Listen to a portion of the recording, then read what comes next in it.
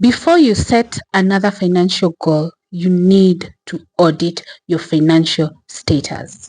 This video is going to go up on 31st of December 2025 to give you a reminder that you need to do an audit before you strategize again. Of course, if you've been following this channel, you know we have already done previous audits, but this is just a reminder to do the same if you've not already done. Hello good people, Jessie is my name and this is the TMG Circle where we are working towards getting out of survival mode to financial peace. If this is your kind of content, you can consider joining the circle by subscribing to the channel and following our other social media pages. Today I'm going to take you through a personal finance audit that you should do before the end of every year. So if you're ready to stop guessing and start planning, this video is for you. Whether you're a beginner or you want to re-strategize your finances or you just want to start all over again, watch this video to the end. A personal finance audit is not about judgment or guilt. It's a simple review of what came in, what went out, what grew, what did not work. Think of it like checking your financial health before starting a new plan. The first step is reviewing your income. How many streams of income did you have this year and how many do you plan to have in the coming year? Did your income increase, decrease, or remain stagnant? And if you want to increase, what are you going to do different? Have you learned a skill? Have you improved your education? What are you going to do different in the new year to increase your income? Was your income predictable or consistent? And if it were, how did you manage throughout the year? Are you working towards having a consistent income and making sure that your income can only go up, not down? The action plan for this part is that you're going to list down all your sources of income from either employment, business, side hustle, investment, whatever it is, what you had this year and what you plan to add next year, or what you plan to include. Perhaps maybe you only had one source of income, so you need to strategize on what you're going to have in the coming year. Let me know in the comment section how many sources of income you have and which ones, and what are you going to consider adding next year. Step number 2 is audit your spending. Yes, you have money, but how do you spend that money? Are you tracking each and every coin where it is going? Are you able to ascertain whether you're actually living within your means? That means your expenses are less than your income.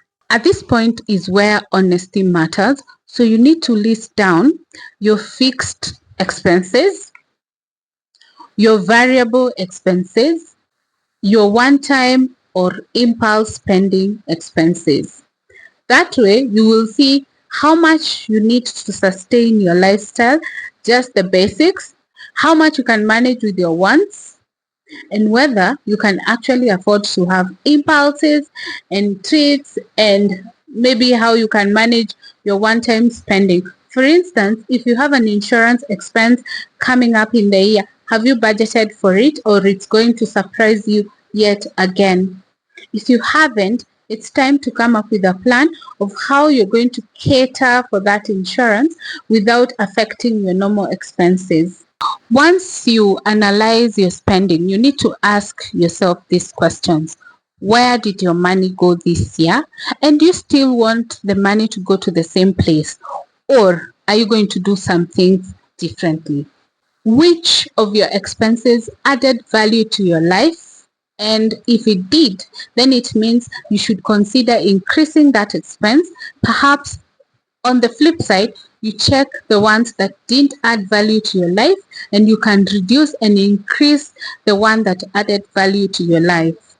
Number 3, what drained your finances silently?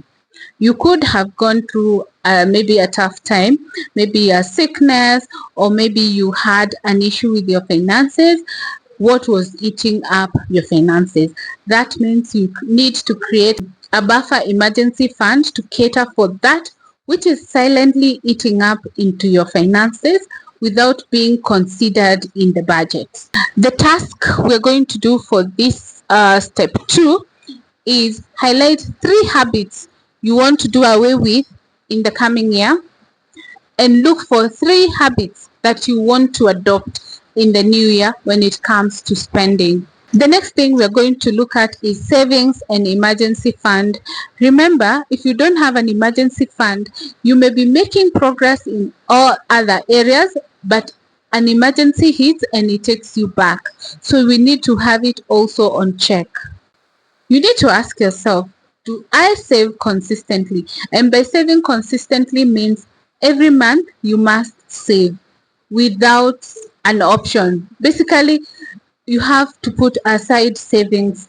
If you have been following us long enough, you know we already have allocated a budget of 50, 30, 20, where 20% caters for your savings and investments. So make sure 20% of your income is going to savings and investments.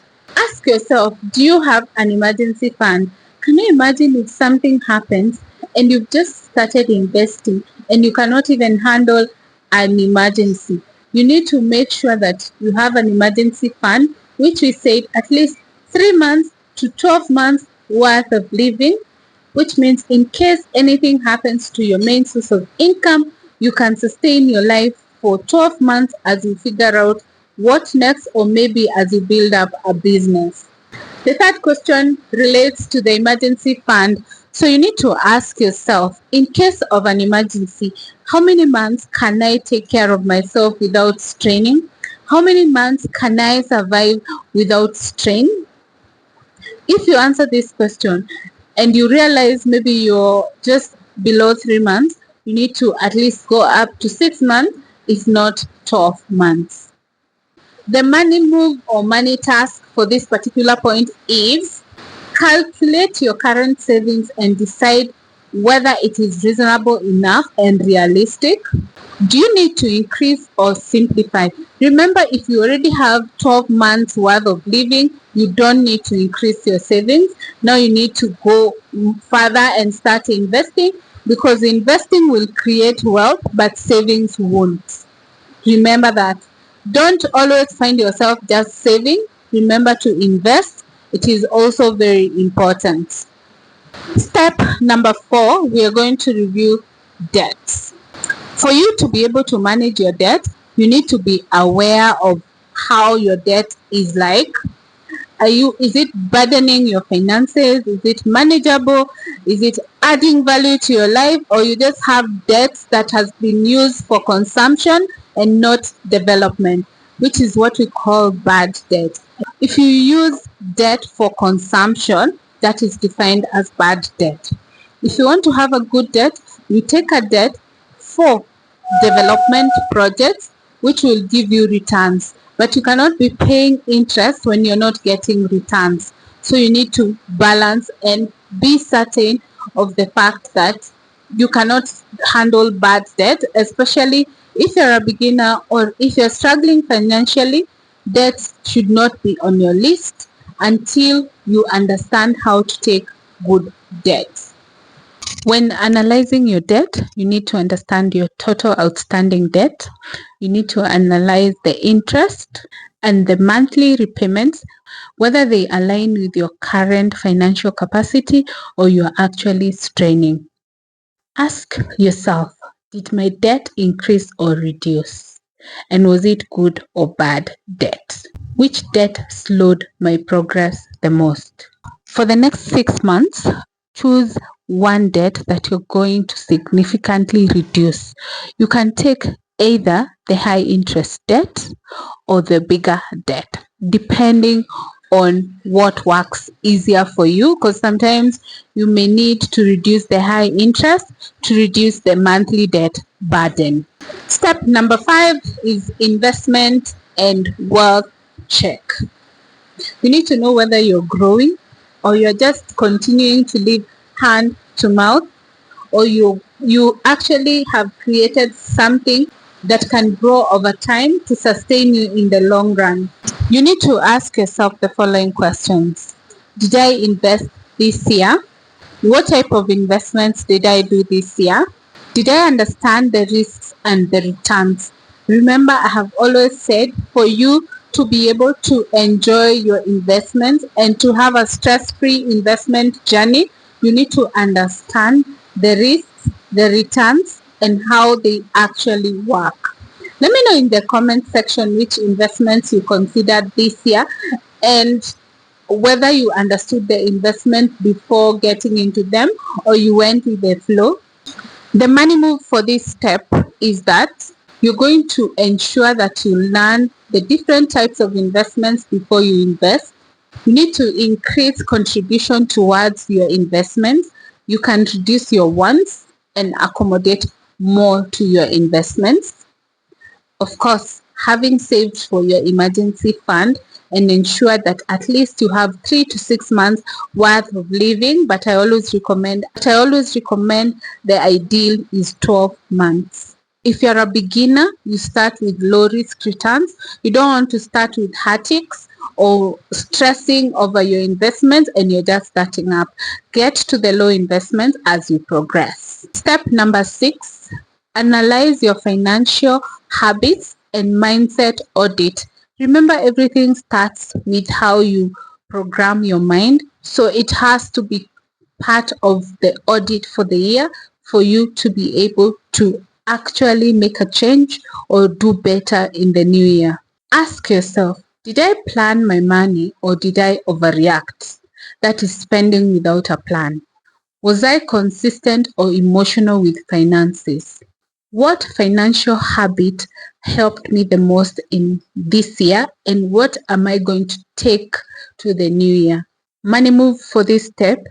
Write one money habit that you're letting go and one money habit that you're adopting. You can actually adopt to, perhaps you may want to start investing and start growing your wealth and save more. Your annual personal finance audit is not about perfection, but giving you clarity of how your finances are doing. It will help you see clearly, adjust intentionally, build sustainably, and once you know where you are, your goals become easier to achieve and more realistic. Comment down below with one money lesson you learned this year that you're going to even do better on it in the coming year, and one habit that you're going to drop this year. This is the TMG Circle, where we are working towards getting out of financial survival mode to financial peace. If this is your kind of content, you can join the family by subscribing to our channel. You can also follow us on TikTok and Instagram for daily videos. See you on the next one. Bye.